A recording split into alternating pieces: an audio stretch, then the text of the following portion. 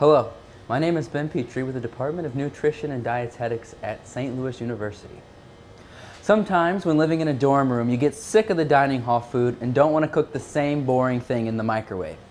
Today, I'm going to show you how to make dried cranberry and Pepita chocolate bark. This indulgence is easy enough to make in any dorm room and would make a great present for family and friends in the upcoming holiday season. However, working with chocolate can be disastrous if the proper steps aren't taken. In order for a chocolate confection to turn out right, one must temper the chocolate so it has a nice clean snap and a glossy exterior. If you just melt the chocolate and try to use it immediately, it will set up into a soft, blotchy, dull-looking mess that melts on your fingers. Sort of like this chocolate, it kind of looks gross and it kind of like just crumbles, and it's not what you want out of any chocolate. So, why the difference? Well, when chocolate melts, the crystal structure of the cocoa butter changes, and when it sets up, it can solidify into any of 6 different types of crystals. To get the chocolate we desire, we are striving to get what's called a beta crystals to form, as these crystals are the ones that give the desirable snap and sheen. This process is known as tempering. So here I have a model of untempered chocolate with all the different crystals mixed together. So the ice cubes, if you can see them, are the crystals, are the other crystals, and the red blocks are the beta crystals. So when we temper chocolate, what we first want to do is we want to just heat it until all of the crystals melted, just below the melting point, which melts all the undesirable crystals. And I'm going to kind of force this a little bit. All right, cool. So, and then upon cooling, the seed crystals that you would add in trigger the formation of more beta crystals. So all the bad crystals go away, and we get a nice, strong network of beta crystals. Okay, now that the boring science stuff is over, we can start making some chocolate. Alright, so what we're first going to do is we're going to take 3/4 of a 12-ounce bag of chocolate. I hope this is 12 ounce. It is. Cool. You're going to take 3/4 of a 12-ounce bag, and you want to put it in the microwave on 50% power for 30 seconds. This isn't going to be enough to melt it, but it'll just get it started. So, time cook 30 seconds. Power level 5. Start. Okay, and while this is in the microwave, you want to spread half of 2 ounces or 1 ounce of the cranberry onto a piece of parchment paper or wax paper. Either one works in this situation. Do half of this, then half of the pepitas, which are just shelled pumpkin seeds. In this case, I'm using roasted and salted because I think they give a nice contradictory flavor to the sweetness, so it kind of busts it out. But you can use anything. Also, like even sunflower seeds would work. All right, so we're here with our first little melt. As you can see, they're not really melted, but this is like the first go around. So you gotta just keep stirring them because you do not want it to get too hot. So after your first little go, we'll put it in for at 50% power for another 15 seconds. The time cook 15, power level 5. So as you wait for this, there's not much you can do. I guess you could work on your homework, which is like something very important that you must do in college.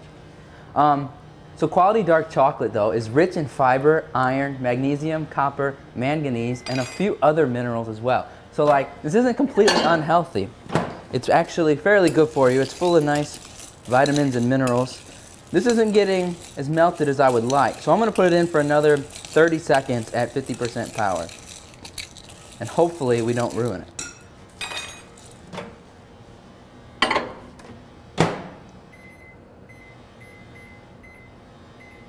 Oh. Cool. Another good thing about dark chocolate is that some studies have shown it may improve brain function. So, during your study breaks, you can make some of this chocolate, or just eat some, snack some, and maybe it'll help your brain out getting those study workouts in. Important thing here is that you don't get the chocolate too hot. And like if it starts to get too hot, it'll form like a ball instead of a nice smooth melted mass. So, dorm room microwaves are not the hottest, so it might take a little bit longer than you would think. But like if you have like a home microwave, like a 1,000-watt microwave, normally in about 45 seconds, it's just the right amount. So hopefully this chocolate will start melting soon. All right, we're gonna put it in for another 15 seconds at 50% power.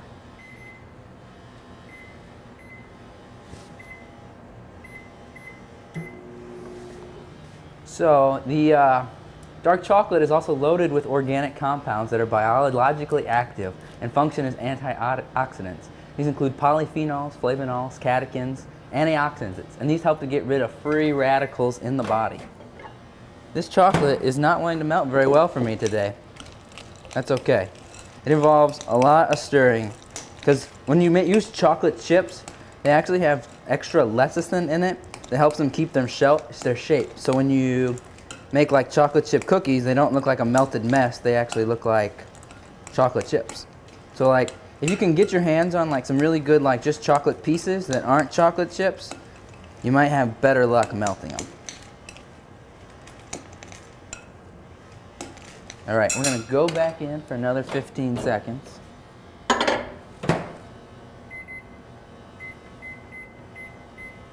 This is taking way longer than I expected, which is okay. So what we're gonna do with these other toppings is we're gonna put half of them down. That way they kind of get inside the chocolate bark. And then we're gonna put the other half on top so it has like a nice topping and it looks pretty. I think we're almost there.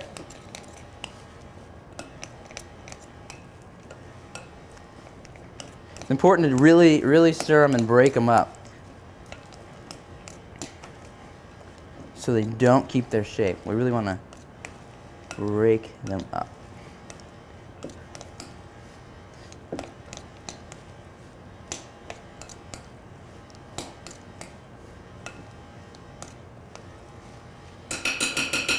All right, they're not melting anymore, so another 15 seconds. So once this chocolate melts, we're gonna add the rest of our chips in, and we're gonna just slowly stir them in until they melt.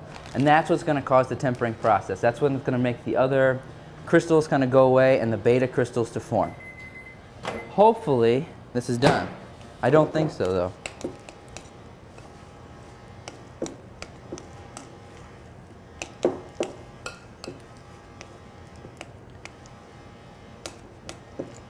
This is getting a little warm, the bowl, so I'm going to keep stirring it to help this process along. We don't want it to get too hot, otherwise you'll really ruin your chocolate, and there's no saving it once it gets to that point. You just got to start over. And I don't want to do that. So we're getting some nice melting action going on here.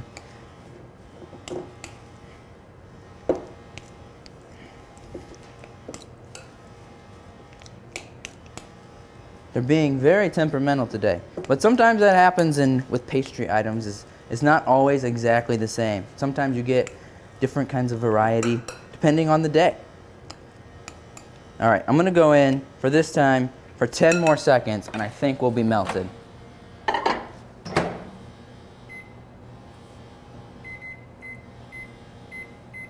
All right, 10 seconds. 4, 3, 2, 1. All right. I think we're there. All right, cool. I think this is perfect at this point. This is just the stage we want it to be at, where it's just melted.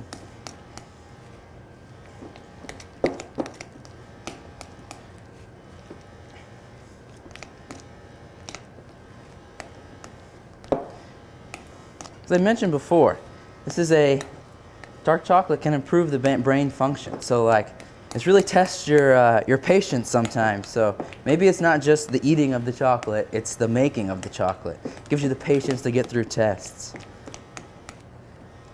All right, we're gonna go in for 10 more seconds because I think that'll be what pushes it over the edge here.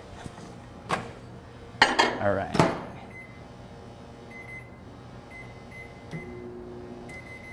I did that wrong.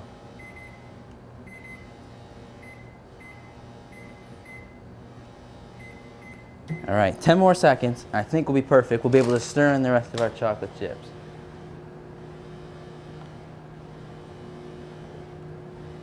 All We're right where we want to be. I can see it now.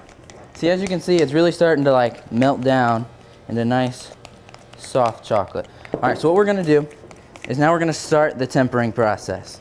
So when we add this cold chocolate in, the beta crystals will start to form. And what it's going to use is going to use that extra heat that we just used from melting to melt these other chips. And that's going to cause, so like these chips are pre-tempered, so what they're going to do is cause the triggering of the beta crystals so it has a nice, smooth, glossy exterior. Sometimes though it might get too cool and it won't melt the chocolate chips, in which case you can put it in the microwave for no less than 5 seconds, or no more than 5 seconds. That way it just gives it a little bit of heat just to make sure we get it right to melted. So this is still a little chunky, but I'm gonna go ahead and pour it over the other seeds because I think it'll set up right. So what we're gonna do is we pour it out over here, just like this. All right, and you can use a spatula or you can use your spoon just to really spread these out over the top. Use the spoon to help me guide along the process. All right, cool. You're gonna take the other ounce of pepitas and cranberries, and you're gonna set them on top. And I like to sort of press them in a little bit, otherwise they fall off.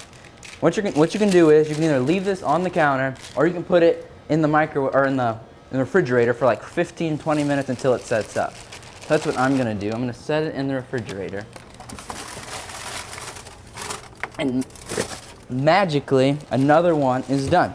And as you can see, this has a nice glossy exterior in it, so you can tell it has the characteristics of really good tempered chocolate. So what you're going to do to serve this is you're just going to break it into pieces. And as you can see, it just had that nice, clean snap. So you're going to break it into pieces, and you can put it in nice decorative bags to give to your family and friends when you go home for Thanksgiving or Christmas. It really makes you look like you know what you're doing. All right, thank you for your time. Have a great day.